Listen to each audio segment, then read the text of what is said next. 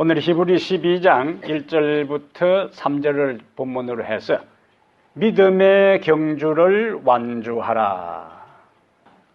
잠깐 한 영상을 보겠습니다. 92살 할머니가 여성 최고령 마라톤 완주 기록을 세웠습니다. 두 차례나 암을 극복하게 됐는데요. 오랜 투병 생활과 남편과 사별한 아픔을 겪으면서도 끝까지 포기하지 않았습니다. 조수연 기자가 전해드립니다. 마다한 최고의 할머니가 결승선을 향해 힘껏 달려옵니다. 7시간 24분 36초. 할머니는 마침내 42.19km 코스를 완주해냅니다. 해리트 톰슨 할머니는 92살 65일의 나이로 2010년에 세워진 최고 기록을 깨고 여성 최고령 마라톤 완주 신기록을 달성했습니다. I'm amazed that they're interested. I just feel I don't deserve this, but I'm enjoying it. 포장 시절 피아니스트로 활동한 해리엇 할머니는 두 차례에 걸쳐 암투병 생활을 하며 힘든 시간을 보냈습니다. 병만을 완전히 이겨낸 뒤 70대에 들어 뒤늦게 마라톤에 입원해 지금까지 10여 차례의 대회에 참가했습니다. 다리 치료까지 받으면서 훈련을 꾸준히 했고 지난 2월에는 남편과 사별한 아픔도 있었지만 끝까지 꿈을 포기하지 않았습니다. 고령과 역경의 벽을 넘어 대기록을 세운 할머니는 내년 내후년에도 달리기를 계속하겠다는 포부를 밝혔습니다. I always write to my friends and I say, I think this is my last year. And then I do another. So this is my 16th. YTN 조지현입니다.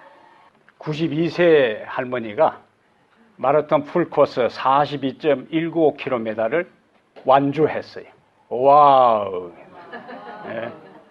근데 한두 번도 아니고 16번을 그렇게 했다잖아요. 70세에 마라톤을 시작을 하고 두 번의 항암 투병을 하고 남편이 돌아가시고 난 그 정서적인 굉장한 충격 속에서 도전한 그 할머니의 모습은 우리에게 이름 그대로 도전적인 장면입니다. 이 할머니께서 처음에 출발선상에서 출발했을 때에 수많은 기자들이 몰려왔을 거예요. 근데 만약에 중간에 포기해버리고 완주하지 못했더라면은 처음에 관심 이상은 계속 지속되지 않았을 겁니다.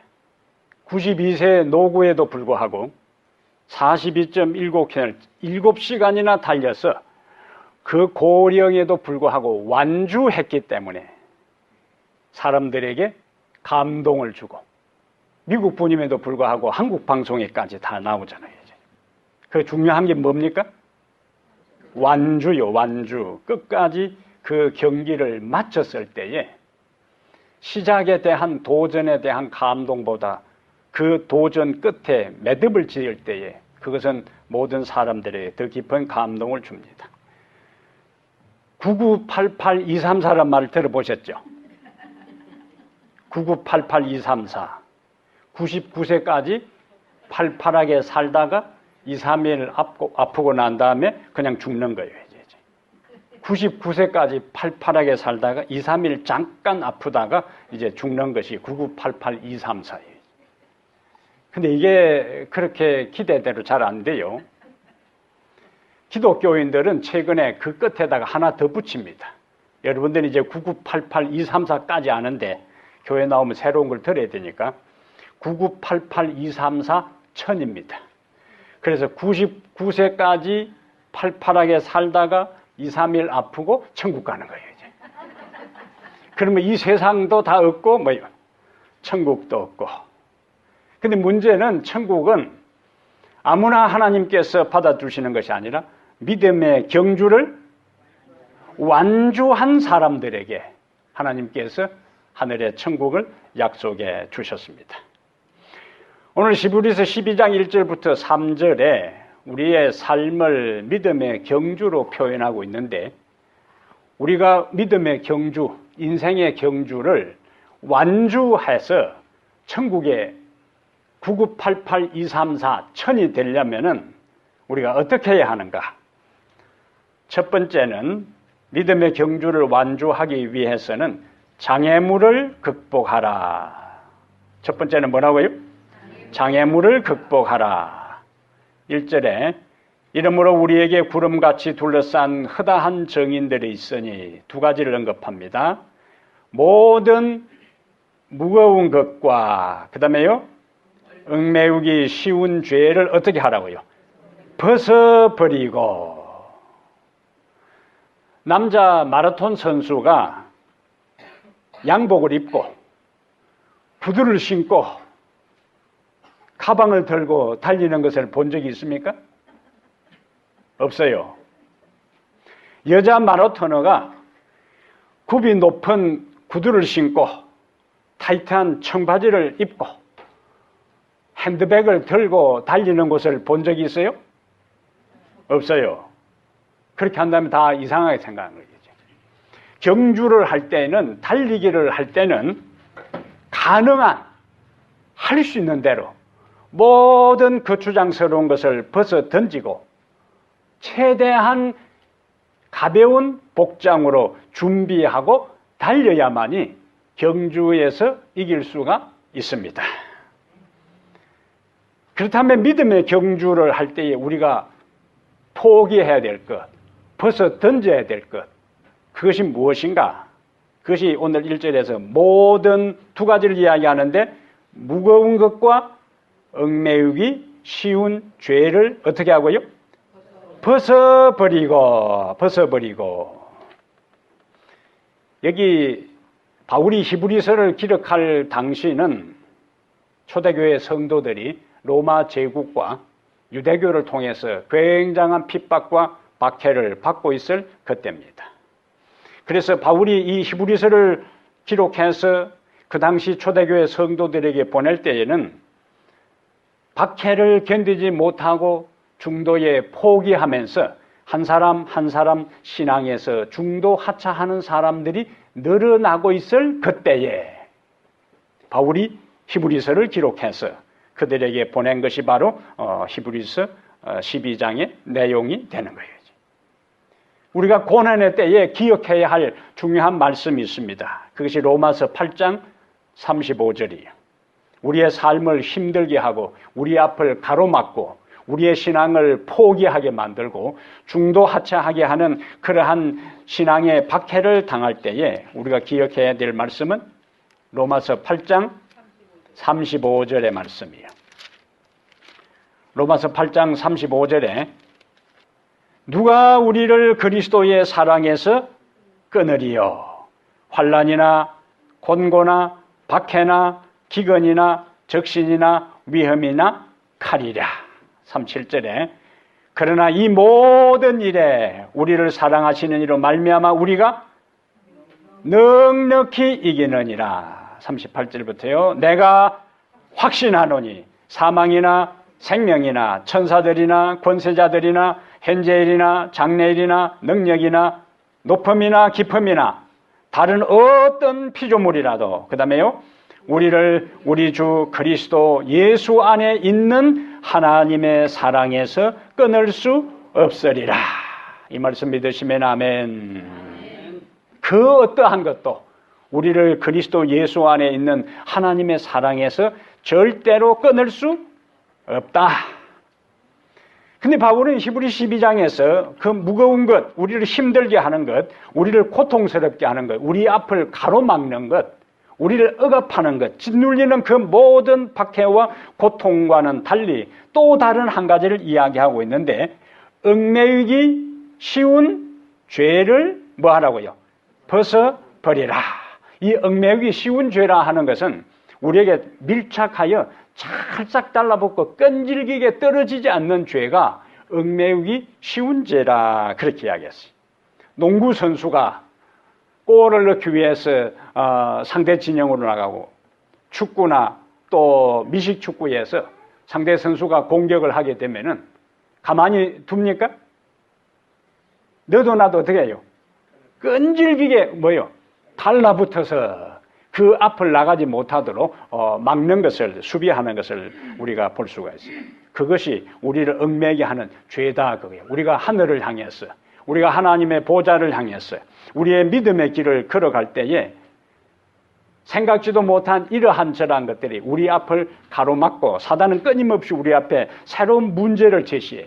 새로운 문제를 둡니다. 그렇게 해서 뭐 하려고? 우리가 앞으로 나가지 못하도록. 그러한 것들이 구체적으로 우리들 개인에게 있어서 성격적 결함이 있을 수 있어요. 조금 강하게 이야기하면 성질이에요. 예? 성격이라는 보다 뭐라고요? 성질. 참 그 사람 성질이 못됐다 할 때 그 성질. 이러한 것들이 우리 앞을 가로막을 수가 있다. 그 다음에 쉽게 저지르고 빠지는 죄들, 끊을 수 없는 악한 습관들, 이러한 것들이 우리를 얽매이기 쉬운 죄에 해당되는데 좀 더 구체적으로 한번 보겠어요. 구체적으로 보면은 자, 첫 번째 시기심과 악의와 악한 생각과 악한 말과 탐심. 그러면서 뭐라고 했어요? 이것들은 그리스도인이 무엇을 얻는데 불면의 생명을 얻기 위하여 성공적으로 경주하고자 할 경우, 그 다음에 무슨 단어를 썼어요? 반드시 버려야 할 무거운 짐들이다. 죄악으로 인도하고 있습니다. 죄악으로 인도하고 그리스도께 욕을 돌리는, 그 다음에 모든 습관이나 행위는 어떠한 희생을 하더라도 그 다음에 반드시 뭐 해야 된다? 버려야 한다. 그 다음에 영원한 의의 원칙들을 범하는 그 어떠한 사람에게도 하늘의 축복은 함께 할 수 없다. 그 다음에 마음속에 품은 몇 가지? 한 가지 죄는 어떻게 한다고? 품성을 타락시키고 다른 사람들을 그릇된 길로 인도하기에 능력하다. 몇 가지 죄가요? 한 가지 죄가. 외형적으로 나타나지도 않은 마음속에 품은 몇 가지?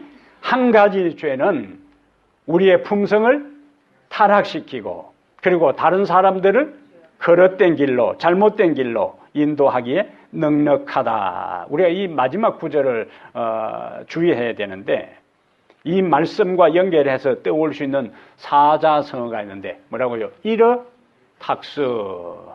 한 마리 물고기가 물을 흐리게 한다. 영어 표현도 또 다른 게 있어요. 여기는 영어를 읽으면 내 발음이 이상하기 때문에 밑에 한글로 읽습니다. 썩은 사과 하나가 한 통의 사과를 망친다. 썩은 사과 하나 있으면 붙어 있는 거 옆에 뭐예요? 다 썩게 만드는 거예요. 그러니까 우리 속에 작은 죄라도 품고 해결하지 않은 가운데 있으면은 그것이 우리의 온 영혼과 우리의 삶과 우리의 모든 인생을 다 망친다는 거예요. 이것을 솔로몬은 전도서 10장 1절에 죽은 파리가 향기름을 악취가 나게 만든다 그랬어요. 죽은 파리 한 마리가 향기름을 악취가 나게 만든다. 이것은 우리들 한 개인을 파괴시킬 뿐만 아니라 내가 하나님 앞에서 바르게 정직하고 순결하고 하나님 앞에 정결하게 살지 아니하면 나로 말미암아 내가 속해 있는 공동체를 또다시 망치는 거예요. 사과 하나가 그 상자 안에 있는 모든 사과를 다 썩게 하는 것처럼 내가 하나님 앞에 생명을 가지지 아니하고 내가 썩은 존재, 죽은 존재, 무존재로 있으면은 내 한 사람으로 그치지 않고 다른 사람까지 감염시킨다는 거예요. 이스라엘 역사에서 아간이라는 사람이 하나님 앞에 정직하지 않고 탐욕을 품었을 때에 이스라엘 백성이 아이성과의 싸움에서 패하게 하는 원인을 제공했어요. 이스라엘 백성 전체가 다 타락한 것이 아니고 몇 사람이요? 한 사람이. 그것도 상대 성은 무슨 성이요? 아이성. 예?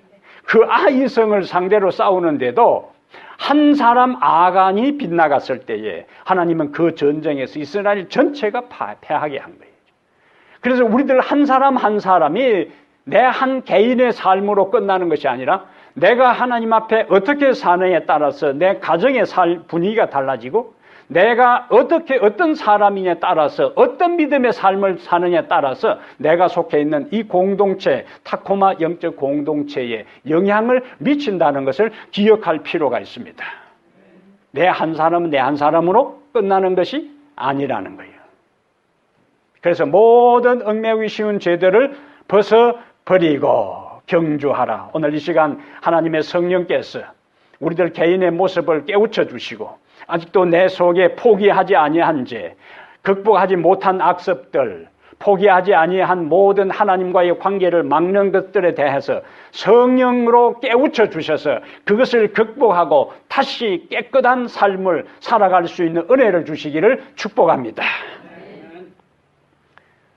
두 번째, 우리가 믿음의 경주를 완주하기 위해서 히브리 11장 1절에 다시 얽매이기 쉬운 죄를 벗어버리고 인내로서 우리 앞에 당한 경주를 하며, 경주를 하되 어떻게 하라고요? 인내로서 하라. 앞에서 이야기한 것처럼 히브리서는 신앙의 위기를 겪고 있는 엄청난 박해와 핍박 속에 있는 그리스도인들에게 보낸 서신이에요.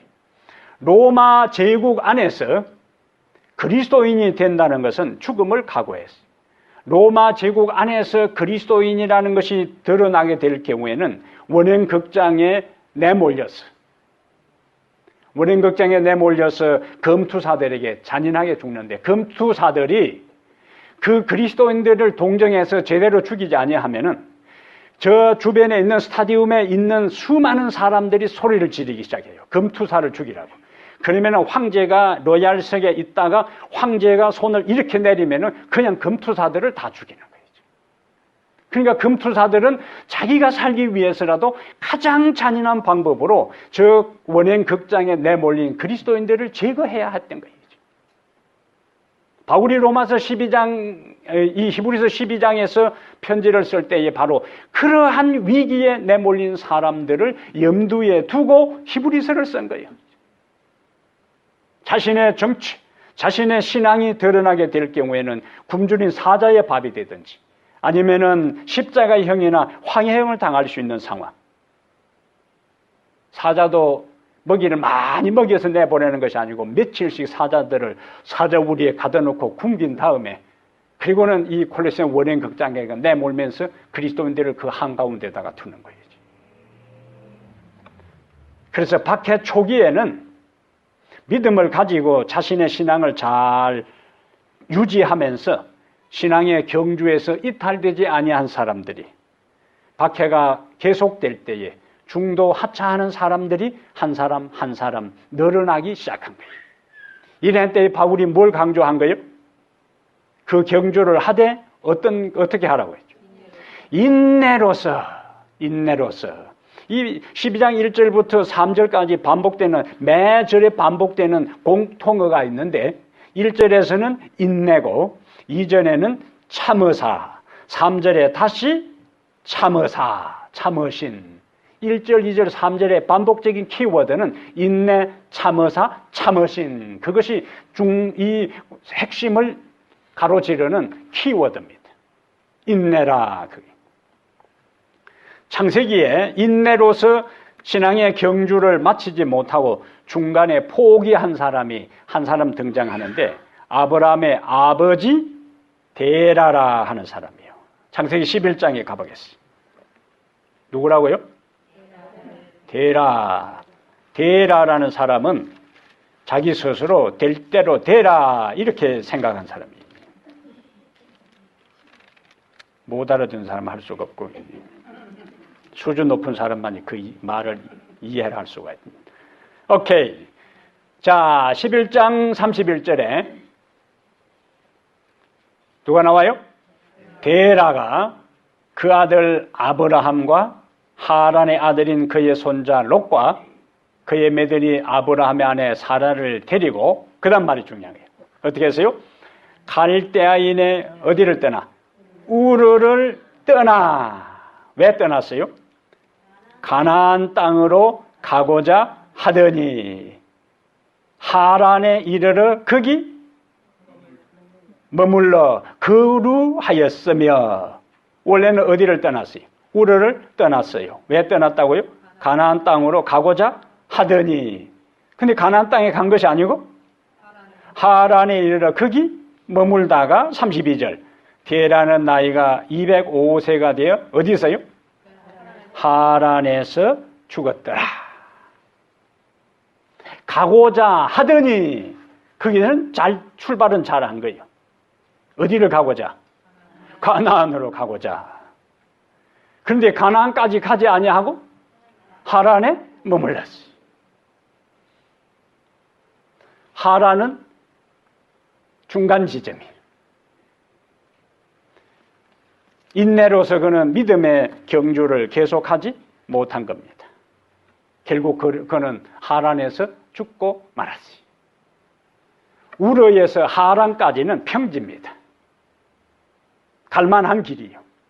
큰 문제가 없어요. 외행적인 환경, 물리적인 여건은 우르라는 지역에서 하란까지는 큰 문제가 없습니다. 그래서 거기까지는 잘 갔어요.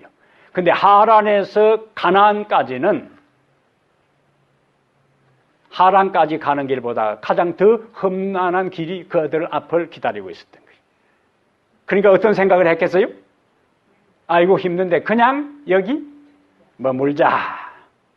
그리고는 목적지는 가나안이었지만은 중간에 포기하고 말았습니다. 그래서 우상의 장소 우르에서 떠났지만은 절반의 순종 가운데 지점에서 머뭇거리고 말았다. 갈대아 우르에서 나온 것만으로 충분하지 않습니다. 어디에서도 떠나야 되는 거예요. 하란에서도 떠나야 되는 거예요. 갈대아 우르는 우상의 장소고 하란은 어떤 곳이라고요? 절반 순종의 장소예요. 떠났으면 끝까지 가야 되는 거예요. 하나님의 부르심을 받은 사람은 가나안 땅에 이를 때까지 순례의 여행을 계속하고 어떻게? 인내로서 우리 앞에 당한 경주를 경주하며 목적지에 이를 때까지 중단 없는 전진을 계속해야 하는 겁니다. 근데 데시가 별로 안 좋은데 구약에 이 아브라함의 아버지 데시, 데라, 신약에 또 데시가 등장해요. 바울이 로마의 감옥에 있으면서 생애의 마지막에 쓴 것이 디모데 후서인데 디모데후서 4장 10절에 여러 인물들 가운데 누가 등장해요? 데마. 구약에는 데라, 데마, 데시가 별로 안 좋은 거예요. 근데 이 데마라는 사람은 신약 성경에 3번 등장합니다. 신약 성경에 데라가 3번 등장하는데 빌레몬서 24절하고 골로새서 4장 14절하고 디모데후서 4장 10절 3번 등장하는데 빌레몬서에서는 바울이 데마를 뭐라고 불렀다고요? 나의 동력자. 그다음에 골로새서에서는 이름만 언급했어요. 그러다가 디모데후서에서는 세상을 사랑하여 나를 버리고 데살로니가로 갔고 이렇게 언급했어요. 나의 동력자였어. 그 다음에 이름만 언급하다가 그 다음에 세상을 사랑해서 나를 버리고 데살로니가로 갔고 처음에는 바울의 동력자였어. 이름만 언급된 사람이었어.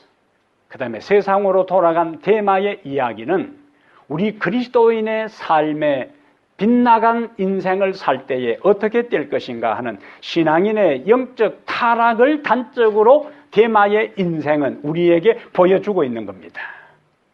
자, 처음에 신앙을 할 때는 열심히 신앙생활을 합니다. 말씀도 열심히 연구하고 그 다음에 기도도 열심히 하고 교회 일에도 관심을 가지고 전도도 열심히 하다가 그 다음에 그 열기가 그 열심히 조금씩 식어지면서 이제는 말씀도 나하고는 상관없고 일주일 돼서 식사 기도도 가끔 빼먹을 정도로 그렇게 다 타락해버리는 상황이에요. 그는 뭐냐? 이름뿐인 그리스도인, 맹목상의 그리스도인이라 그래요. 그는 그리스도인도 아니고 교인이라 그래요. 처치 멤버입니다. 그러면 그 상태에서 이제는 두 길이 있어요. 하나는 다시 차올라서 그리스도인으로서 열심을 회복하든지 첫사랑을 회복하든지 아니면은 대마처럼 머뭇거리는 돌적이 신앙이라 그럽니다. 돌적이 신앙이 문이 찌그덕 왔다 갔다 하는 것처럼 교회 문만 들락날락 교회 문턱만 밟는 그러한 사람을 돌적이 신앙인이라 그래요. 들어봤어요? 돌적이 삐그고 여기 모르는 분들은 국어사전 가서 찾아보세요.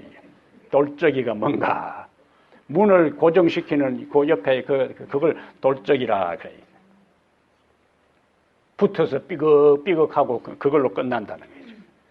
그러다가 대만은 이 세상을 사랑하여 데살로니가로 갔고 하는 것처럼 더 이상 믿음을 유지하지 못하고 신앙을 포기해버리는 사람이 하나님의 사랑받는 제자에서 이름뿐인 그리스도인에서 그 다음에 다시 세상으로 돌아가 버리는 그 삶이 누구의 생에 나타나 있는가? 바로 데마의 인생에 나타나 있습니다.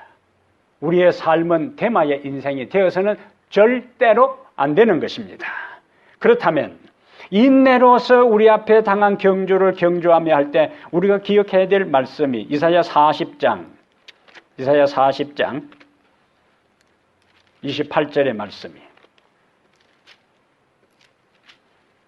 이사야 40장 28절에 너는 알지 못하였느냐. 그러면서 이제 우리 하나님의 모습이 나옵니다. 큰 소리 읽습니다. 듣지 못하였느냐.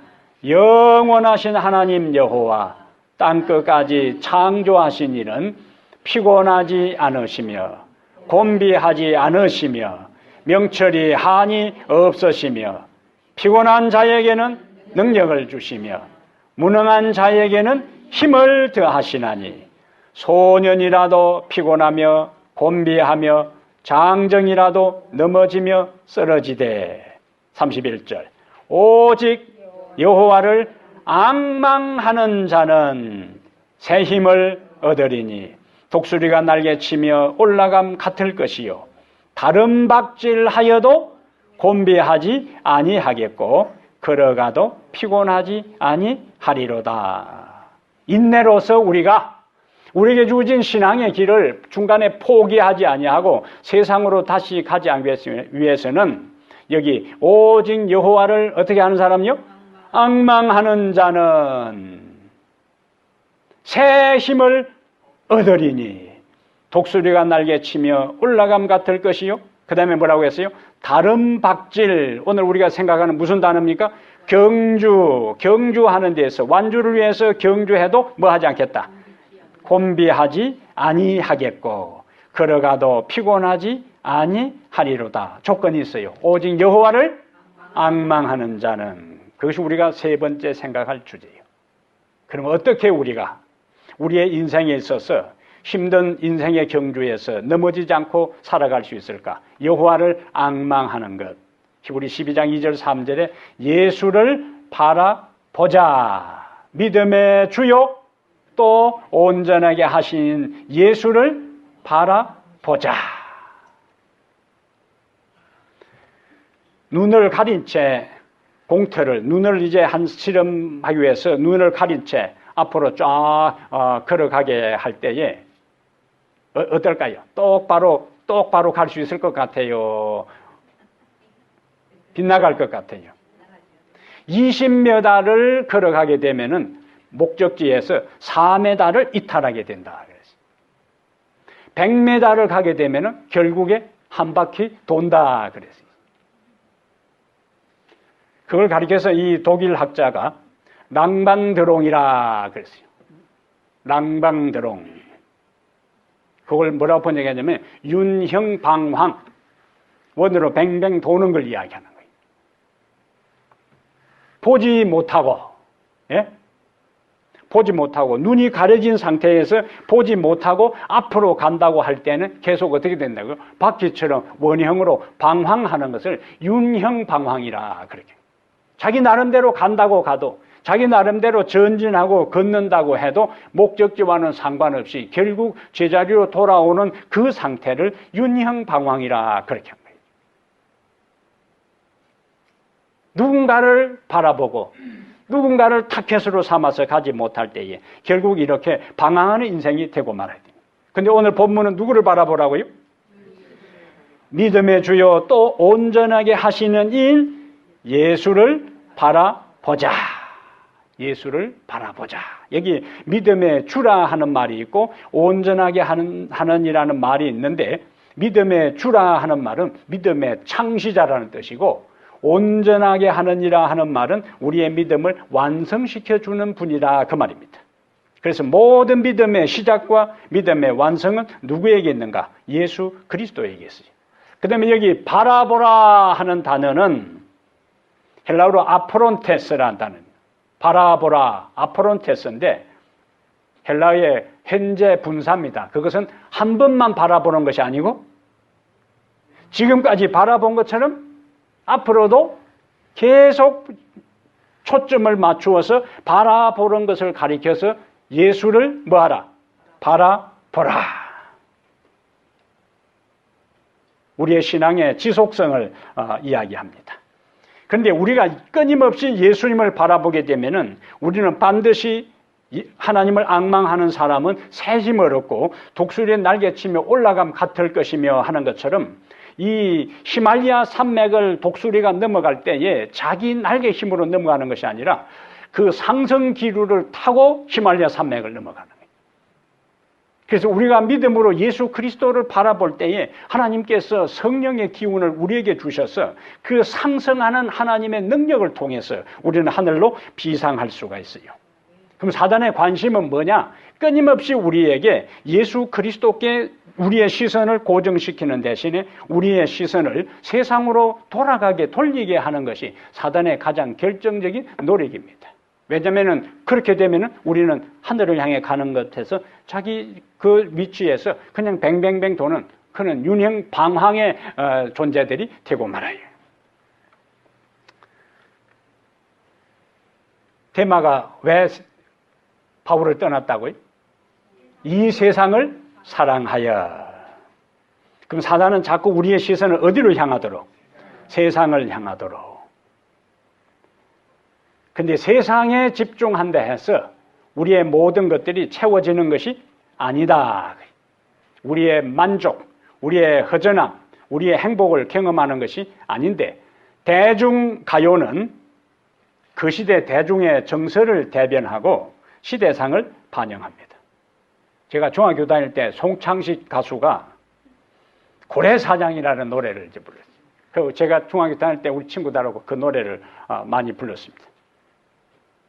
근데 가사는 전혀 좋지를 않아요. 술 마시고 노래하고 춤을 춰봐도 가슴에는 하나 가득 슬픔뿐이네. 고래 잡으러 가자, 고래 잡으러 가자. 그러긴 술 마시고 노래하고 춤을 춰봐도 뭐라고요? 가슴에는 하나 가득 뭐밖에 없다고요? 슬픔뿐이네. 채워지지 않는 거예요. 술 마시고 노래하고 춤을 춰봐도 가슴에 기쁨과 감동과 감격 채워지는 충만함이 있는 것이 아니라 슬픔뿐이네. 그래서 그런 노래를 불러가지고는 안 되는 거예요. 그리고 그렇게 살아서도 안 되는 겁니다. 왜? 슬픔뿐이고 허전함과 공허함밖에 없기 때문에 그래요. 우리가 부르는 노래, 우리가 생각하는 것, 우리가 읽는 것, 우리가 보는 것은 우리의 삶에 굉장히 중요한 영향을 줍니다. 그래서 부정적이고 그리고 그러한 이 비관적인 노래와 내용들을 접하다 보면은 그냥 슬픔밖에 없어요. 아, 인생은 살만하다가 아니라 인생은 살만한 가치가 없다. 이렇게 되는 거예요. 우리의 인생의 가슴 속에는 예수 그리스도를 통해서 채워지지 아니하면은 절대로 이 세상의 모든 걸 가지고는 채워질 수가 없습니다. 공허와 후회와 슬픔밖에 없습니다. 그러므로 우리는 다른 것을 쳐다보지 말아야 합니다. 그렇게 되면은 욕심의 노예가 되거나 그것에 걸려 넘어집니다. 다른 사람들을 쳐다보지 말아야 합니다. 어떻게 된다고요? 실망하거나 상처를 받습니다. 그렇다고 자신을 쳐다보지 말아야 합니다. 실망하고 절망합니다. 베드로처럼 세상과 환경과 파도를 바라보지 말라. 왜? 그렇게 되면 좌절하고 절망합니다. 결국 우리가 바라보아야 할 유일한 분은 누구인가? 예수 그리스도인 것입니다. 예수 그리스도를 바라볼 때에 우리의 삶에 근본적인 변화가 일어나게 되는 거예요. 그래서 오늘 본문에 예수 그리스도를 소개할 때 우리가 바라보아야 할 예수 그리스도가 누구인가? 그는 그 앞에 있는 즐거움을 위하여 십자가를 참으사. 이사야 53장 11절에는 자기 영혼이 수고한 것을 보고 만족해 여길 것이다. 그 앞에 십자가가 있었어요. 그 앞에 고통이 있었습니다. 고난이 있었습니다. 수치와 멸시가 있었어요.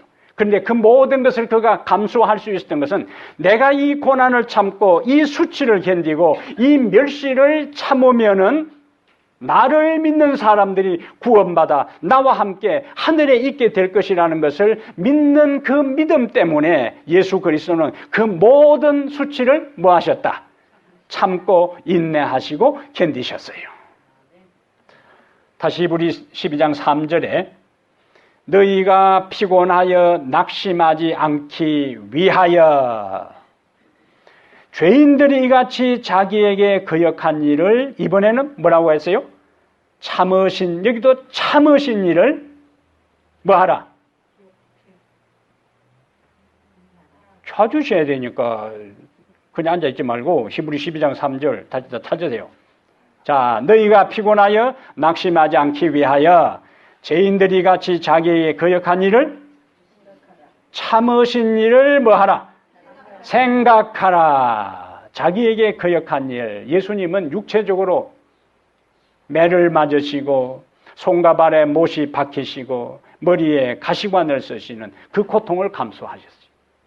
근데 그것으로 끝나는 거예요. 육체적인 고통보다 성경에 예수님께서 신문을 받으실 때에 사람들이 그 얼굴에 침을 뱉었어요. 여러분 지금까지 살아오면서 어떤 사람이 여러분의 얼굴에 침 뱉음을 당한 경험이 있습니까? 없어요. 근데 내 앞에서 누가 침을 내 얼굴에 뱉었다. 얼굴에 뱉은 것이 아니라 내 앞에서 침을 하고 침을 뱉어도 그는 굉장히 기분 나쁘고 자존심 상하고 수치스러운 일. 근데 사람들이 예수님의 얼굴에 침을 뱉었어요. 그것으로 끝나는 것이 아니라 주먹으로 예수님의 뺨을 때렸어요. 저는 제가 학교 다니면서 한 번 선생님한테 뺨을 맞은 기억이 있습니다. 내가 이야기하는 거 보니까 아직도 그것이 뭐입니까? 잊혀지지 않는다는 이야기죠. 제가 6학년 때에 국군 위문 엽서를 이제 쓰는데 반장하고 부반장들한테는 이제 5장씩, 그 다음에 1장씩 쓰게 하는데 그냥 뭐 어차피 받을 사람 똑같으니까 똑같은 내용을 하나 써가지고 똑같이 써서 이제 내고, 그 다음에 이제 내 페이지에 부반장한테 같이 똑같은 거 써서 이제 내고, 그 밖에 나가서 이제 농구를 했어요. 그러니까 선생님 불러요. 똑같은 걸 썼다고는 해가지고는 딱 세가지고 볼을 딱 잡아 당겨가지고는 이래가지고 눈에 뭐가 보이더라.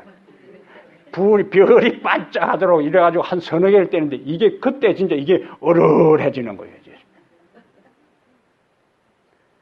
아직도 잊어지지 않습니다. 그거 용서하는데 한 2년 걸렸어요. 이제. 6학년 때니까 중학교 한 2학년 가니까 좀 용서해주는. 그 전까지는 그 선생 이름, 비슷한 사람만 봐도 예? 그 양반 이름은 내가 혹시 이 양반이 방송 들을 줄 모르기 때문에 인터넷에 방송 들을 줄 모르기 때문에 음씨라는 것만 이야기를 하겠습니다. 음씨요. 그때 느껴지는 정서적인 건 뭐예요? 수치심입니다. 수치심. 아픈 것보다 뭐예요? 수치심이에요. 오늘 제가 이제 이 말씀을 제가 준비하면서 예수님께서 침뱉음을 당하고 뺨을 맺고 그 다음에 우리가 예수님께서 십자가에 달리신 장면을 그림을 화가들이 그릴 때에 중요 부위를 이렇게 배로 가리고 있지만은 로마 시대에 십자가형에 처하는 사람들은 가장 치욕스러운 죽음이기 때문에 발가벗겨서 십자가에 죽였어요. 옷을 가리지 않았습니다. 어떤 죄수냐, 십자가 형틀에 죽이는 사람은 이 공개적으로 그대로 수치가 드러나도록 그렇게 했어요. 이것은 참으로 견디기 힘든 치욕스러운 일. 우리 예수님께서 바로 우리를 살리고 구원하기 위해서 하나님의 아들이 모든 사람들 앞에 그렇게 수치스럽고 치욕적인 경험을 당하신 거예요. 근데 예수님께서 뭐라고 말씀하셨나요? 바울은 히브리 12장 3절에 너희가 피곤하여 낙심하지 않기 위하여 죄인들이 이같이 자기에게 거역한 일을 뭐 하셨다고요? 참으신 일을 생각하라. 예수님은 그 모든 것을 뭐 하셨다고? 참으셨다. 교회에서 누가 조금만 기분 나쁜 이야기하면 내 이 교회 안 다닌다 그러고 그 사람 안 본다 그러고 그 사람 상대하지 안 한다고 할 때에 예수님을 뭐 하라고요? 생각하라. 그러면은 내가 당하고 내가 경험한 그것은 예수님의 경험하고 예수님이 당한 그거와는 비교할 수도 없어요. 예수님은 하나님의 아들의 위치에서 자기 자신을 위해 오신 것이 아니고 자기 땅에 오매 자기 백성이 영접하지 아니하고 자기 형제들도 메시아로 인정하지 아니하고 자기 동네 나사렛 사람들도 메시아로 인정하지 아니하고 자기가 온 유대 민족도 받아들이지 아니함에도 불구하고 인류를 구원하기 위해서 종의 형상을 쓰고 이 땅에 오셨음에도 불구하고 그 은혜를 전혀 생각하지 아니하고 그를 가장 치욕스럽게 모욕을 주면서 수치와 저주 속에 죽게 하셨음에도 불구하고 예수님은 뭐 하셨다고요? 이 모든 것을 참으셨다. 그래서 우리의 신앙생활에 있어서 내 주변의 환경이 내 곁에 있는 사람들이 때로는 이 교회에서 이런저런 사람들이 나에게 상처를 주는 것처럼 느껴질 때에 그것 때문에 우리의 신앙의 경주에서 포기하거나 중도하차하거나 이탈되지 말아야 한다는 이야기요. 누구를 생각하면서? 예수님을 생각하면서 그 예수를 바라보면서 여러분의 신앙의 길에서 이탈되지 아니하고 인내로 그 경주를 끊임없이 지체하지 아니하고 오실 그분을 바라보면서 믿음의 길을 걸어가게 되기를 바랍니다. 예수를 생각하고 예수를 바라볼 때 우리는 모든 것들을 극복할 수가 있어요. 그분이 그렇게 당하셨는데 그분을 생각할 때 우리에게 이길 수 있는 힘을, 견딜 수 있는 힘을, 극복할 수 있는 힘을, 그것을 감당할 수 있는 힘을, 그 모든 과정을 극복하고 이기신 그분을 바라보고 생각할 때 그분이 그 은혜를 우리에게 주실 것입니다. 그래서 혹시 이 교회 다니면서 기분 나쁜 일이 있을 수 있더라도 때려치워야 되겠다. 그렇게 하지 말고 예수님을 생각하고 그것을 참고 인내하며 견디며 믿음의 길을 걸어가게 되기를 바랍니다. 주님은 믿음의 경주를 완주하셨어요. 우리 예수님은 믿음의 경주를 마셨다고요? 구원의 일들을, 사람들을 회복시키는 구속의 일들을 완주하셨어요. 왜냐하면 십자가 위에서 예수님께서 돌아가시면서 다 이루었다 하는 이야기는 예수님은 인간을 구원하는 믿음의 경주에 있어서 그 모든 것을 완수하셨다는 것을 우리에게 보여주는 겁니다. 그분은 우리가 믿음의 경주에 완주하기를 원하세요. 우리의 신앙의 경주를 맡고 있는 모든 장애물을 극복하시기를 바랍니다. 그리고 인내로서 뭐 하지 말고 포기하지 말고 달려가게 되기를 바랍니다. 그러면은 하늘 결승 지점에 먼저 우리보다 앞서서 그 힘든 믿음의 경주를 통과하시고 완수하신 그분께서 천사들과 함께 결승 테이프를 들고 우리를 기다리고 계신다는 것을 생각하고 그분을 바라보고 그분을 생각하게 되기를 바랍니다. 이제 질문을 던지면 여러분은 큰 소리로 대답하면 됩니다. 근데 미리 답을 주고 이야기를 하겠어요. 여러분이 대답할 답은 예수 그리스도입니다. 그것이 여러분의 답이요. 미리 답을 주고 누구라고요? 예수 그리스도. 그러면 믿음의 주가 되시고 온전하게 하시는 분은 누구십니까? 인내로 승리하신 분은 누구십니까? 십자가를 참으신 분은 누구십니까? 우리의 모든 고난을 이기게 하시는 분은 누구십니까? 신앙의 경주에서 마침내 승리하게 도와주실 분은 누구십니까? 우리를 구원해서 하늘 결승지점에서 우리를 영접하실 분은 누구십니까? 이 예수를 바라보고 인내로서 달려 주님처럼 믿음의 경주를 완성해서 하늘 결승지점에 우리를 기다리고 계시는 예수 그리스도를 만나는 아름다운 성도들 되기를 주의 이름으로 축복합니다. 믿음의 주가 되시고 우리의 구원을 완성하시고 하늘 결승지점에서 우리를 기다리시는 예수 그리스도로 인하여 주님을 찬양하고 감사와 영광을 올립니다. 인생을 살아가면서 우리의 삶의 출발이 좋았다 할지라도 출발보다 더 중요한 것은 마지막임을 저희들이 고백하오니 하나님 우리의 신앙의 길에서 우리 앞을 가로막고 있는 수많은 장애물들과 인생의 풍랑으로 인하여 하나님을 향하여 가는 우리의 믿음의 경주를 포기하지 않도록 도와주시옵소서. 중간에 이탈하지 않게 하시며 중도 하차하지 않도록 도와주시옵소서. 세상을 사랑하여 떠난 데마가 되지 않게 하시며 중간 지점 하란에서 여기 사는 것이 적당하다고 판단하고 우려를 떠났지만은 가난에 이르지 못하고 중간에 머물다가 죽은 게라의 인생이 되지 않게 하여 주시옵소서. 지금까지 우리의 신앙의 삶은 하나님 어떤 상태에 있습니까? 바울과 데마의 관계 속에 나의 사랑하는 동역자였어. 이름밖에 없는 존재였어. 결국 세상을 사랑하여 떠나버린 그 데마의 인생이 우리의 삶에는 반복되지 않도록 도와주시옵소서. 때로는 힘들고 고단하고 외롭고 고통스러워도 하늘 본향을 향하여 이미 이 세상을 떠나기로 결심한 우리의 신앙의 삶이 인생의 경주에서 뒤를 돌아보지 않게 하시며 머뭇거리지 않게 하시고 끝까지 우리와 함께 하시고 힘을 주시고 은혜를 주시고 능력을 주시는 주님을 바라보며 주의 성령과 함께 이 인생의 경주를 끝까지 달려가도록 축복하여 주시옵소서.